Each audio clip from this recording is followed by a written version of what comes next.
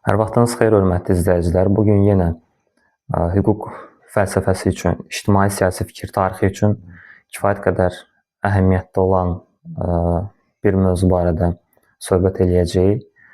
Mövzumuz Jean-Jacques Rousseau'nun ictimai müqavilə nəzəriyyəsidir. Jean-Jacques Rousseau bildiyiniz kimi görkəmli fransız mütəfəkkirlərindən, fransız maarifçilərindən biri olmuşdu. Onun 1756-1760-cı illərdə yazdığı əsər ilk dəfə 1762-ci ildə nəşr olunmuşdu. Bu məşhur ictimai müqavilə əsəri idi. Təbii ki, həmin dövrdə olan digər görkəmli fransız mütəfəkkirləri ilə bərabər Jean-Jacques Rousseau da 1789-cu ildə baş vermiş və böyük tarixi, siyasi, eləcə də hüquqi hadisə olan Fransa inqilabına ciddi töhfə vermişlər və onun intellektual, mədəni zəminini formalaşdırmışlar və belə əsərlərdən biri də məhz bugün barəsində danışacağımız ictimai müqavilə əsəridir. İctimai müqavilə əsəri hüquqşünaslıqda insan haqlarının mənşəyinin, insan haqlarının mahiyyətinin izah edilməsində geniş istifadə olunur. Eləcə də bugünün bir çox konstitusiyalarına və digər hüquqi sənədlərinə baxdıqda biz və eyni zamanda həmin sənədlərin mətnləri ilə bu ictimai müqavilə əsərini müqayisə elədikdə ciddi ideya yaxınlıqları, oxşarlıqlar görə bilirik. Və burada təbii ki, yenə də nəzərdə saxlamaq lazımdır ki, ictimai müqavilə ifadəsinin özü kifayət qədər şərti ifadədir. Yəni bizim hərfi anlamda başa düşdüyümüz kimi hansısa bir yazılı və yaxud da ki, sözlü, şifahi müqavilədən burada söhbət getmir. Təbii ki, mahiyyət etibarı ilə müqavilə var, müəyyən razılaşma var, lakin bu razılaşma belə deyil. Ayrı-ayrı şəxslərin iradəsi ilə və hansısa bir kağız üzərində imzalanan razılaşma deyil.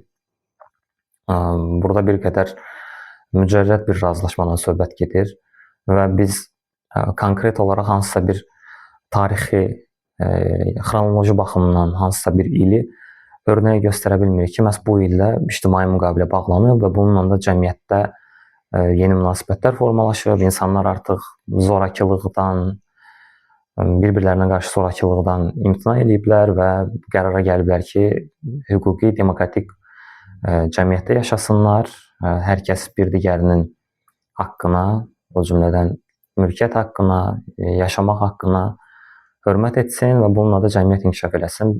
Təbii ki, belə bir razılaşmanın olduğu konkret bir il, konkret bir tarixi dövr göstərmək mümkün deyil. Burada daha çox insan hüquqları ideyasının, insan hüquqlarının aliliyinin və onun hansı formada təminat altına alınmasının izah edilməsindən söhbət gedir daha çox. Və biz bunu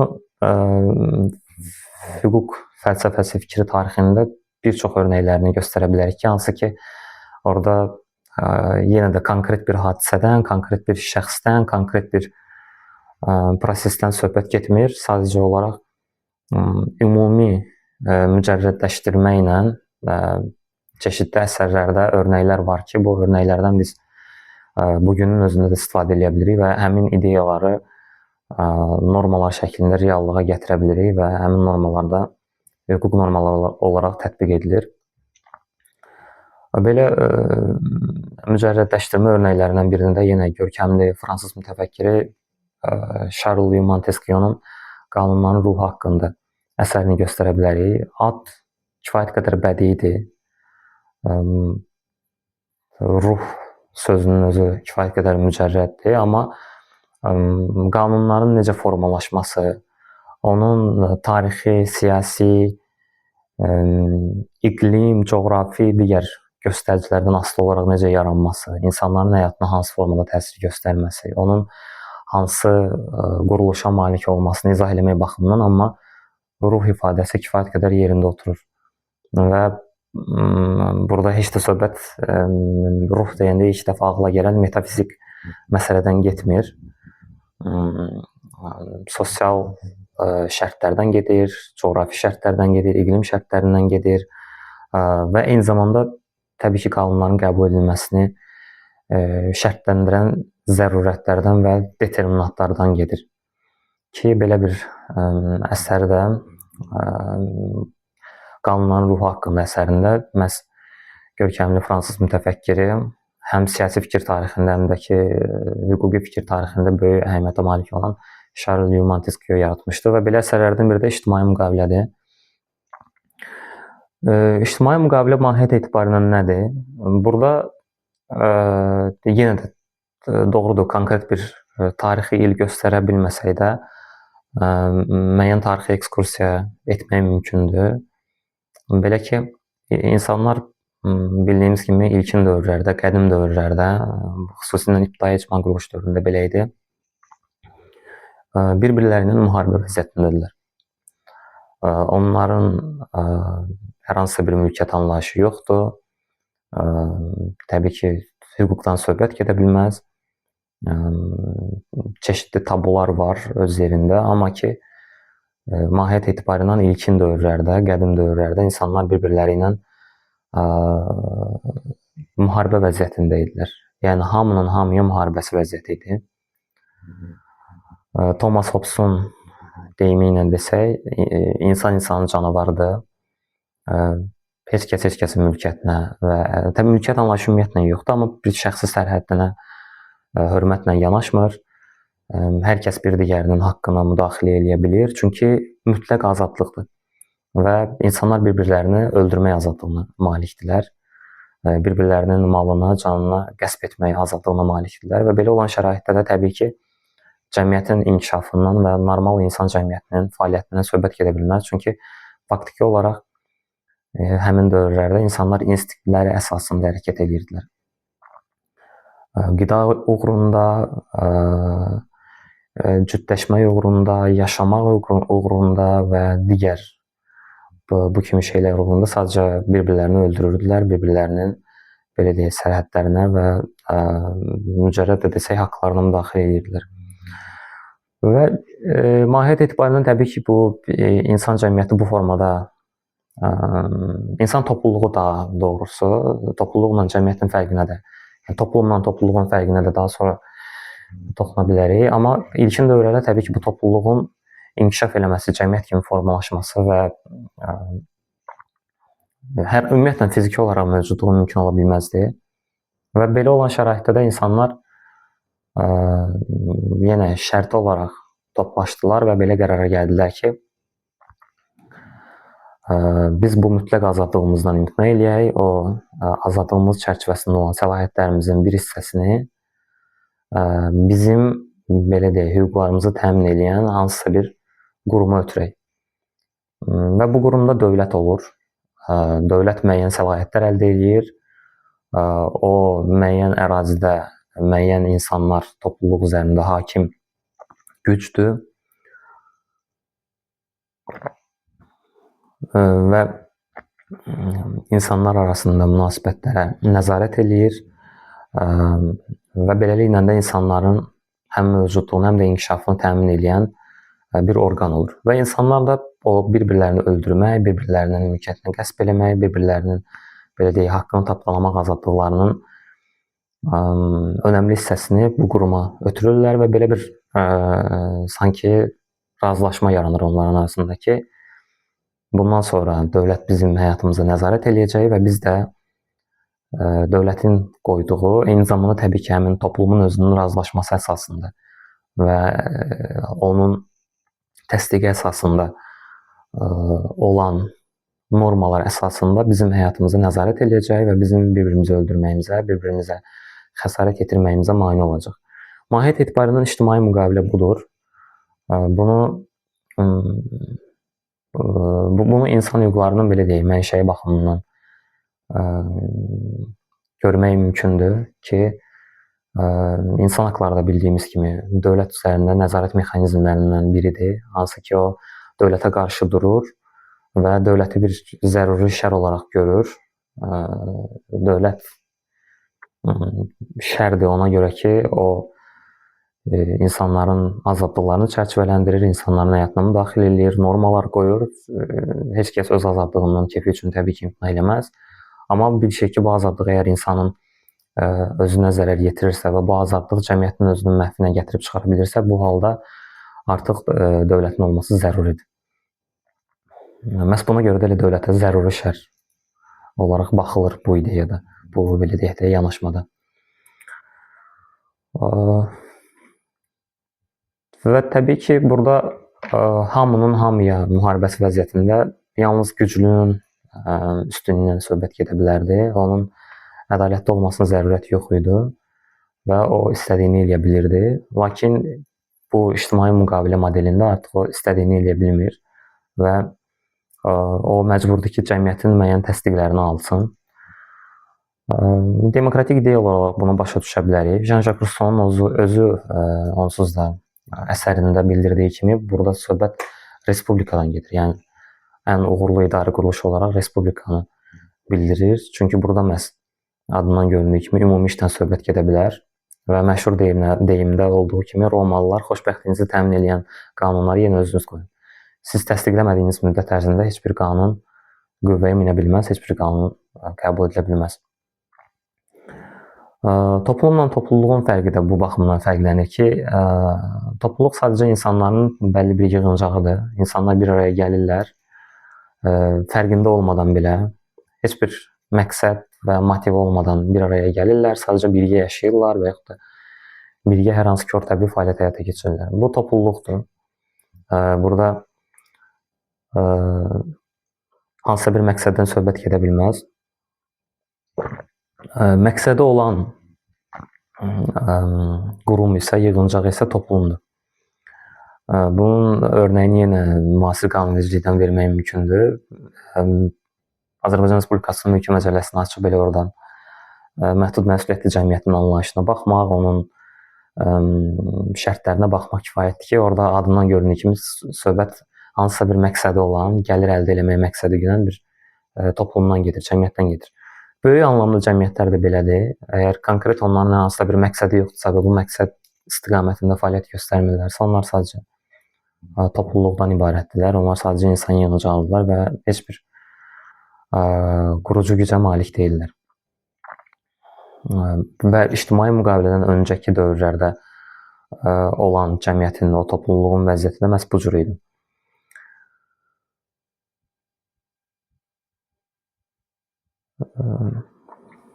Və belə olan şəraitdə ictimai müqavilə şəraitində təbii ki, o hüquq normalarının qəbul edilməsində də çeşitli mənafe münaqişələr özünü göstərə bilir. Cəmiyyət özünün təmsilçiləri vasitəsilə dövlətdə təmsil oluna bilir və yaxud da birbaşa referendum yolu ilə özü bu norma yaratmada iştirak edə bilir.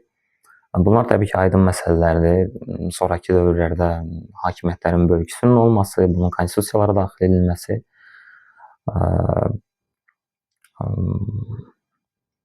bunları artıq təbii ki, müasir qanunvericilikləri nəzərə yetirməklə, müasir siyasi prosesləri nəzərə yetirməklə görmək mümkündür. Və Jean-Jacques Rousseau'nun İctimai Müqavilə əsərində məşhur deyimdə olduğu kimi insan azad olmuşdu. Bununla belə o hər yerdə qandallanmışdı. Buradakı qandallanma da yenə şərtidir. Aydın məsələdir ki, insan cəmiyyət içərisində doğulur və o doğulduğu vaxt müəyyən azadlığa malik olur əslində. Tamamilə təzə doğulmuş uşağın hansısa bir hüquqi öhdəlikləri olmur. Doğrudur, haqları olur. Bu da unikal bir şeydir ki, insanlar haqlarına müəyyən öhdəliklər qarşılığında sahibdirlər. Məsələn, ictimai müqavilə ilə onlar bir-birlərini öldürmək azadlığından imtina elədilər və bunun qarşılığında da belə deyək, yaşamaq haqqı əldə elədilər ki, biz bir-birimizi bundan sonra öldürməyəcəyik və bu öldürmək cəzalandırılacaq və bunun müqabilində də biz yaşayacağıq. Yəni şərti olaraq bu belədir və əslində hər bir əldə elədiyimiz haqda ictimai müqavilə ilə bizim belə deyək, üzərimizə müəyyən öhdəliklər qoyur, qarşılıqlı öhdəliklər qoyur. Və burada ifadə olunan qanunda məhz onu bildirir ki, insan hər yerdə azad doğulmuşdur. İnsan azad doğulmuşdur. Bununla belə o hər yerdə qandallanmışdır. Çünki bu istənilən fəaliyyəti həyata keçirə bilməz. Müəyyən cəzalandırılası əməllər var. Bu əməllərdən çəkinməlidir. Yenə də başqalarının mülkiyyətinə, başqalarının haqlarına və şəxsi sərhədlərinə hörmətlə yanaşmalıdır.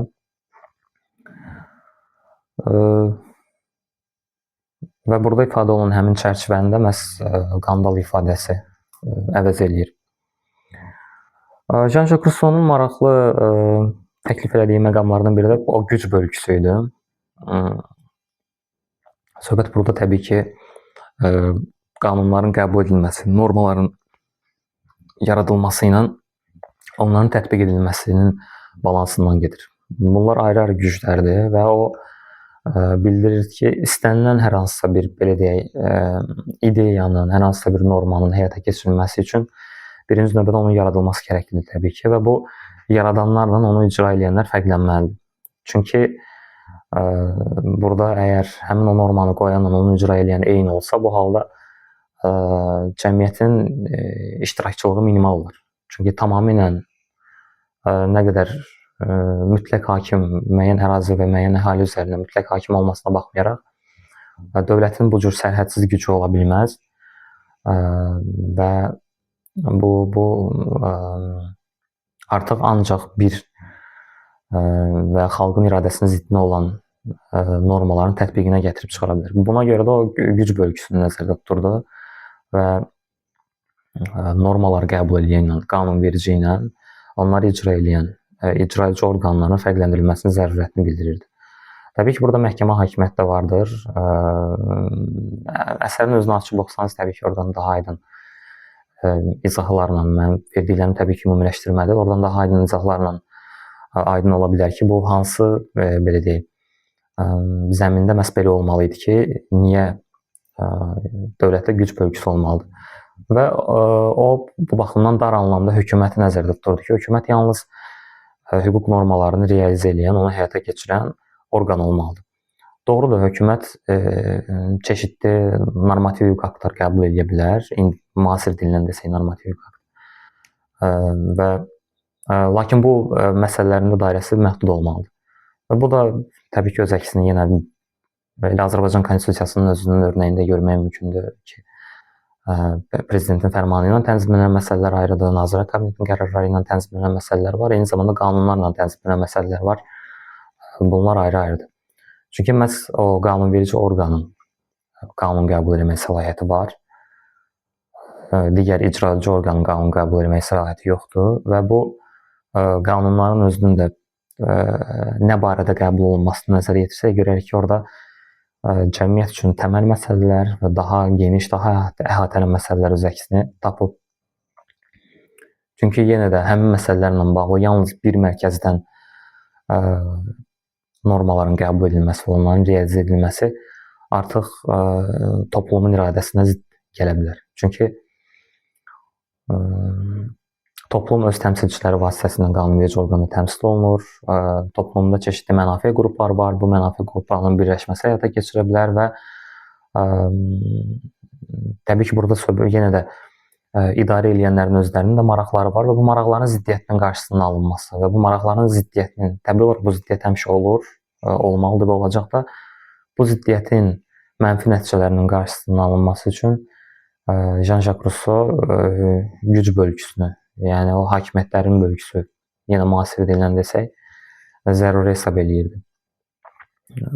Və Jean-Jacques Rousseau'nun digər maraqlı irəli sürdüyü məsələlərdən biri də o idi ki, hökumət kifayət qədər kiçik olmalıdır. Yəni, hökumətdə təmsil olunan şəxslər, hökumətin səlahiyyətli şəxsləri nə qədər az olarsa, həmin dövlət bir o qədər effektiv olar. Bunun da çeşidli aspektlərini izah etmək mümkündür. Əsas ilk ağla gələn iki aspekt var. Birinci aspekt odur ki, nə qədər səlahiyyətli şəxs çox olarsa, bir o qədər bürokratiya olar və bu bürokratiyada qərarların qəbul edilməsinin çevikliyinə mənfi təsir göstərir.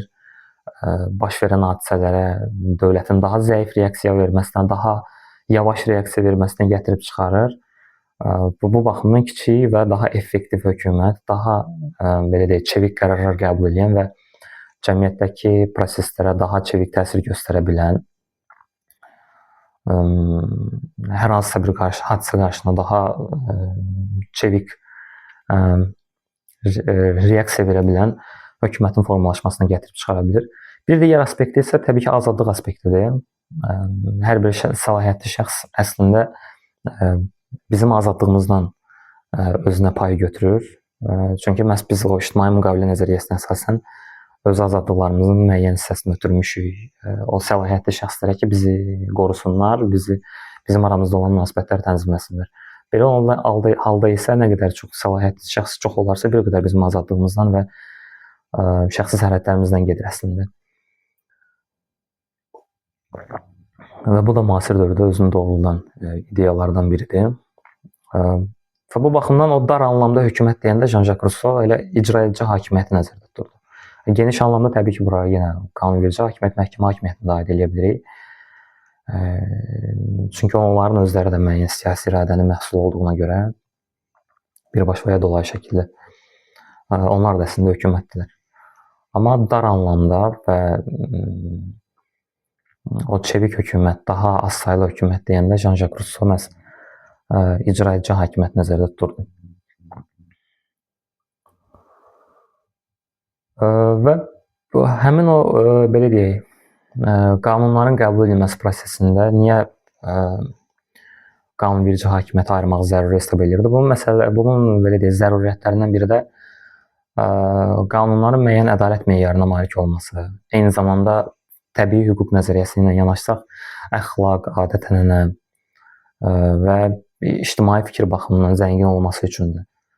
Belə hesab edirdi ki, qanunverici hakimiyyətdən icraedici hakimiyyət fərqlənməlidir. Çünki bir mərkəzdən qəbul edilən və heç bir meyara əsas götürməyən, cəmiyyətdəki sosial münasibətlərə əsas götürməyən qanunlar onlar sadəcə qanun hesab edilə bilməzlər. Çünki orada ədalət meyarı yoxdur və digər sosial məsələlər orada nəzərə alınmadığına görə və cəmiyyətin özünün həmin o mənafe qruplarının maraqlarının nəzərə alınmadığına görə qanun hesab edilə bilməzlər. Bu da təbii hüquq nəzəriyyəsinin yanaşmalarından biridir. Və qanunların özlərində Jean-Jacques Rousseau yenə də təbii hüquq nəzəriyyəsindən çıxış edərək çeşidli yerlərə ayırırdı. Ən yuxarı səviyyəli qanunlar,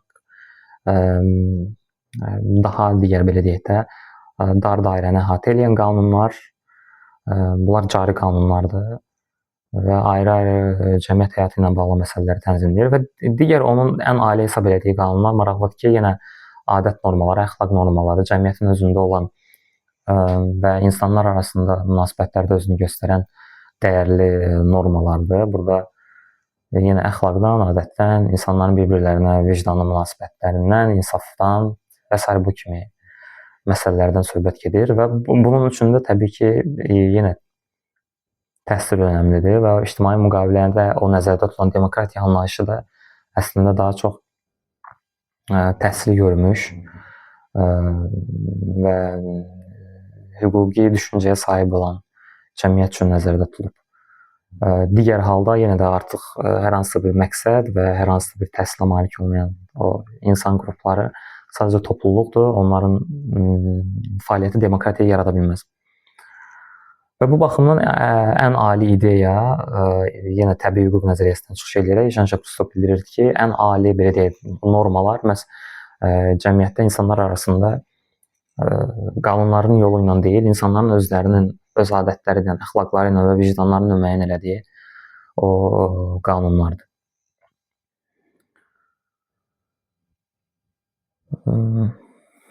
Və burada da təbii ki, yenə də Jean-Jacques Rousseau bildirirdi ki, hər bir nəzərdə tutulan bu demokratik institutlar, bu ictimai müqavilənin şərtləri müəyyən coğrafi şəraitə uyğun olaraq dəyişməlidir. Bəlli bir düstur yoxdur ki, onu hər yerdə tətbiq etsinlər. Eyni nəticəni verə bilməz. Bu yenə də bir qədər qanunların ruhu məsələsinə bənzəyir. Çünki coğrafi determinizm elementlərini biz bu əsərdə də görə bilirik. Növbəti mövzularda bu barədə də danışmaq mümkündür yeri gəlmişkən. Hansı ki, bu coğrafi determinizmə əsasən hətta insanların xarakterinə təsir göstərir və insanların xarakteri də gəlib nəticədə birbaşa və ya dolayısıyla yolla normaların qəbul edilməsinə, normativ hüquq aktlarının yaranmasına səbəbiyyət verdiyinə görə elə həmin o normaların, qanunların qəbul edilməsinə də coğrafi şərait, iqlim şəraiti, havanın temperaturundan tutmuş, digər bu kimi, yəni dağlıq ərazidir, düzən ərazidir, bunların hamısı əsas götürülür. Və Jean-Jacques Rousseau da bu bildirilir ki, yerli şərait nəzərə alınmalıdır. Təbii ki, bu da ağla batandır. Hər bir cəmiyyətin özünün sosial dinamikası fərqlidir, inanışlar fərqlidir, dəyərlər fərqlidir və bugünün özündə də hər hansısa bir hüquq normasının olduğu kimi kopyalayıb bir cəmiyyətdən başqasına tətbiq etmək qeyri-mümkündür və bunun uğursuz nəticələri var. Bunun örnəkləri çoxdur. Sonrakı videolarda da bu barədə danışmaq mümkündür.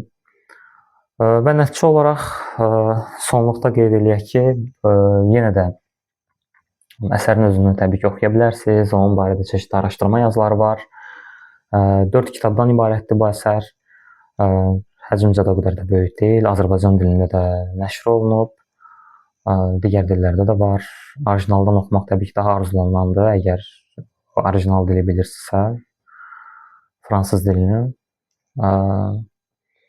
Və bugünün özünün yenə də nəticə olaraq bildirək ki, qanunvericiliklərinə, konstitusiyalara və həm hüquqi dövlət ideyasına, həm də ki, digər demokratik dəyər və ideyalara nəzər saldıqda belə deyək, bu əsərdə olan ideyalarla paralellər aparmaq mümkündür və həm öz dövrü üçün kifayət qədər əhəmiyyətli və aktual olduğu kimi, həm də indiki dövr üçün də kifayət qədər aktual və əhəmiyyətlidir. Belə videonu bəyənib kanala abunə ola bilərsiniz. Növbəti videoları da növbəti həftələr ərzində yükləməyə çalışacağım, izləyə bilərsiniz və rəyləri də öz fikirlərinizi növbəti videolarda sizi maraqlandıran mövzular, eləcə də danışdığımız mövzular barədə suallarınızı verə bilərsiniz. Sağ olun.